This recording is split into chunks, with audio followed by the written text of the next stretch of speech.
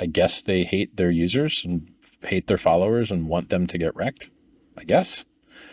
Yeah. So, Coinbase didn't list Hex, sued by the SEC. Kraken didn't list Hex, sued by the SEC. Binance didn't list Hex, sued by the SEC. Plus, paying the CFTC $1.5 billion, plus paying the DOJ $4 billion, plus waiting for sentencing after pleading guilty. Hey, wait a second. Hold on.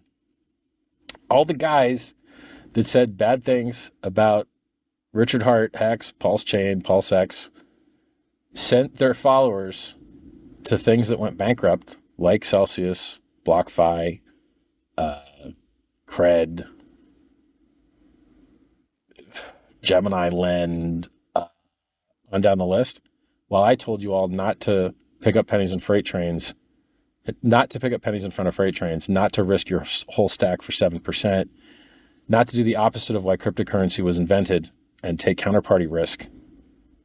It just blew my mind. And then these same idiots are doing the same stuff. Oh, here's another funny thing. Solana, which pumped recently, is being claimed in court by the SEC to be a security in both the Kraken case and the Coinbase case. Pumped anyway. Now, so right now I'm just kind of talking about market things. So 4 years of perfect flawless operation on Hex while everyone else got wrecked.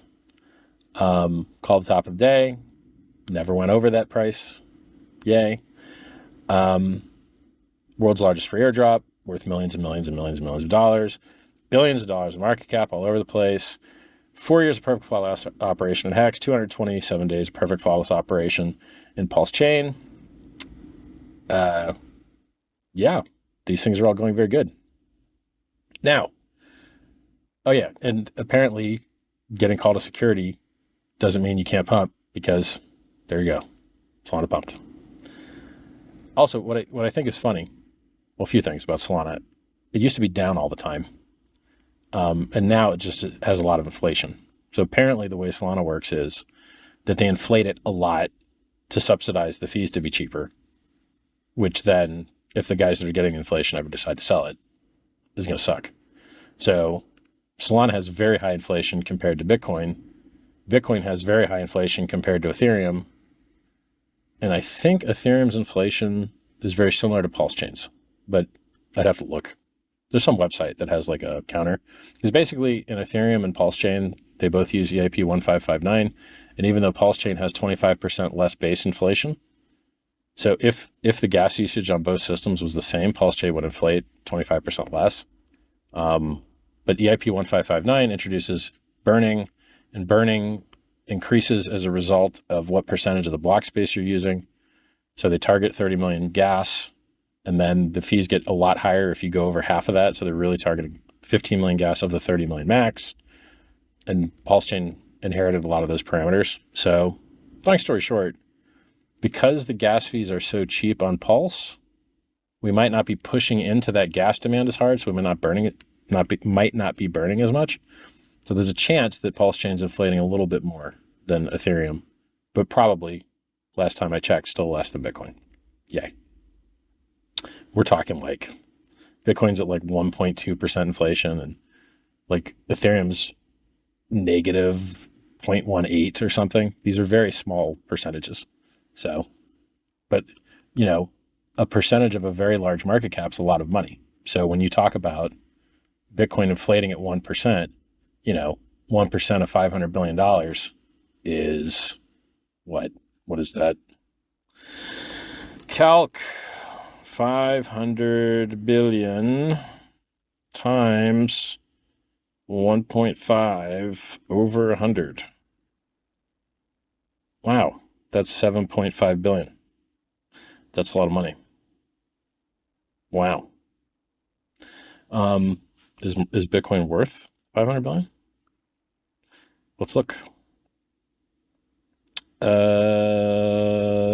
Yep. It's 855 billion. Wow. So basically that means that the miners are getting paid billions of dollars a year to dump the price to enrich mining hardware manufacturers and electric companies and harm the environment. Hey, but most of it's renewable. Yeah, but not all of it. So there you go. Still hurting the environment. PulseChain solved this. Also Ethereum solved this, right? You don't need to destroy the environment or enrich electricity companies or enrich mining hardware manufacturers to maintain a consensus network. Period. And funny thing about Bitcoin consensus network is it actually sucks. So you guys that like Bitcoin that are watching, screw you guys and screw your bags. I'm going to educate you all. And half you guys sent all of your people to go get yield in things that went bankrupt.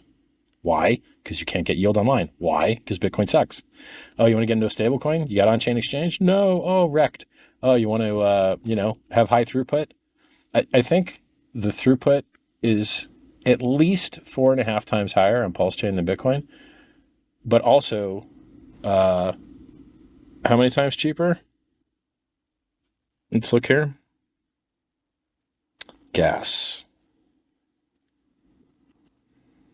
45,000 times cheaper, but it also has more features. And if you just compare like a network that only does sends on Bitcoin versus another network like PulseChain and just pretend it was only doing sends, it'd be a lot more than 4.5. That 4.5 number is based on like the average usage, and the average usage is a lot of complicated stuff like swaps and staking and unstaking and all kinds of stuff. And so if you like took the usage of the network and like equalized it with just sending native tokens back and forth, it would be like maybe 30 times. I can't remember. I did this math once before, like a month ago, but it's significantly more than 4.5 times. So PulseChain versus Bitcoin, better for the environment, lower inflation, better features, more secure, never been hacked, on down the list. It's a superior network. Now, what does Bitcoin have? More liquidity. Why? It's been around for 10 times longer. And it hasn't been gatekept by every possible thing, which is fine.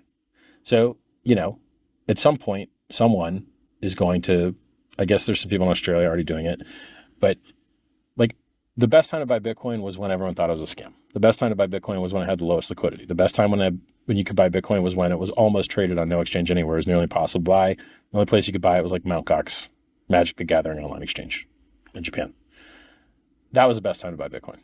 Cool. Well, PulseChain has some of those parameters. It's still very early. This gatekeeping that everyone's doing, it can't get any worse. It can only get better, right? Like the gates can only open. And basically, look, screw these guys, right? Hex went up 10,000-fold before staking profit with the same gatekeeping trash, same garbage. So great. Now the gas fees are even cheaper because PulseChain exists for everybody, right? Like, congrats everybody. Congrats everybody on the Ethereum network that was enriched by the free launch of PulseChain for you guys. So we went over tons of free money by the PulseChain, the world's largest free airdrop, me bragging about calling the top, me telling you that Saylor and all these guys that are holding billions of dollars positions that think they're in profit aren't when you consider the slippage on the exit. And then macro, look, there's a chart. The chart shows that the economy crashes every time they pivot the rates to go lower. Why is it that way? I don't know. That's what the chart says. I think historically the reason it's that way is because they pivot because no one wants to lend anymore, which freezes up the credit markets. And so they start releasing the money, and then there's a lag. And then because the credit markets are frozen, you get a recession and people have to sell, et cetera, all that. That's how it usually goes, apparently. Maybe it will go that way this time too. It's all like, it would be great if the timing were lined up better. So it would be great if the Mt. Gox guys would have got their coins back when Bitcoin was 15K instead of 43K, because those guys are going to sell. Some large portion of those Mt. Gox coin recipients, the billions of dollars worth of them, are going to sell. And the same goes for the trustee for the FTX bankruptcy. Those guys are going to sell. They're going to give back people cash, and they're going to get that cash by dumping crypto. And then you've got other bankruptcies in the works as well. I wish these guys would just sell. I hate it when they get to sell higher instead of lower. I like a clean, tight bottom that you feel good buying, you know.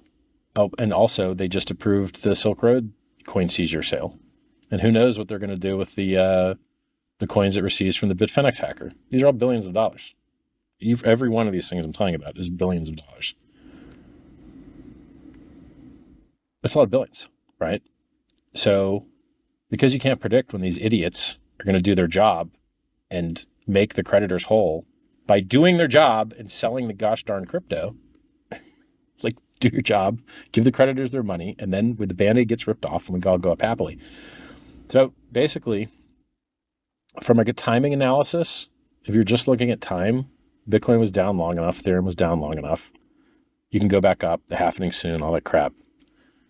But if you're looking at more than time, and you're looking at macroeconomics, and you're looking at, has Bitcoin ever existed during a deflationary environment? No, it hasn't. It's only existed during times when they printed money like crazy. M2 still is going down. So it's hard to predict, man. It's hard to predict. So you haven't seen a new all-time high in Bitcoin. You haven't seen a new all-time high in Ethereum. You haven't seen a new all-time high in the stock market, or at least the S&P 500. I think the Dow Jones may have made a new all-time high, but I don't watch the Dow Jones. So is this the bull market?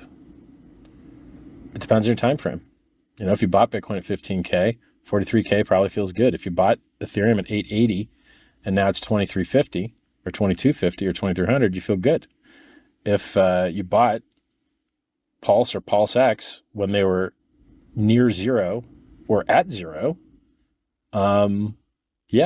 you're probably pretty happy with market caps in the billions. It really depends on your time frame.